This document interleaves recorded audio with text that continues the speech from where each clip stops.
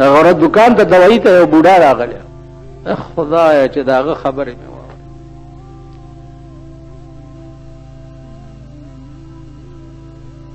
ما چې ټوکې ورسره وکړې ما کاکا دا دوايي خو د طاقت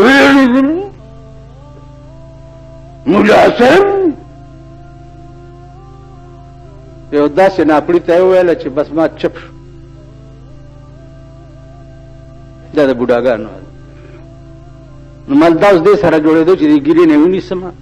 او په دا خوله چې یو غاښ په خوله کې پاتې نشي او شونډې پې دومره وپړسومه چې د ده عمرې چې خبره بیا ونه کړې شي دا بل شعر واورئ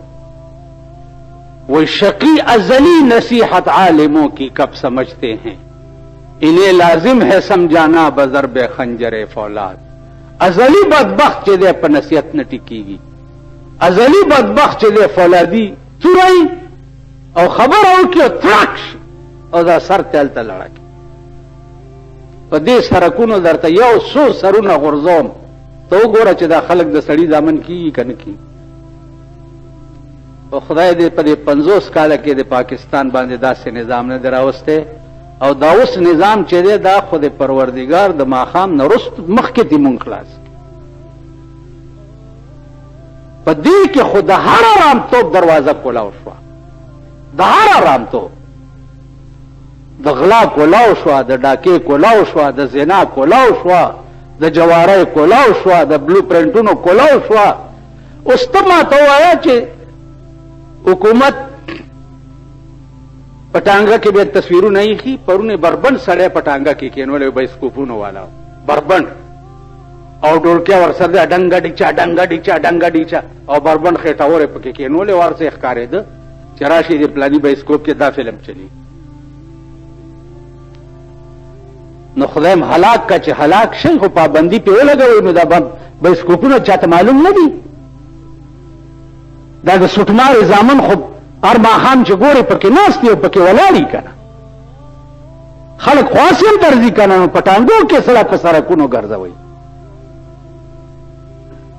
دا د رزیلو حال دی د شریفو حال څه دی په موټر کې صاحبه موټر به جوړ کړی یو ګنټې او دغه به پې لګوړي او مخکې په ډګډګي به سړی ناست دی او کیمره به یې نیوي د فلاني جنج روان دی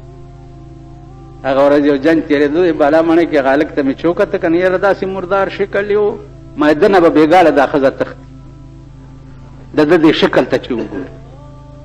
هغه ته هم کیمره نیولې وه او فوټو یې ویستو چې جنج روان څه وکړم هېڅ نشم کولی خدای ته ښه پوهېږي ای الله غیبی انقلاب راولې په دې پاکستان غیبی انقلاب خدای چې سحر را پاسو او داسې انقلاب راغلی چې کچا کړت کړی او ساتې پرې کوي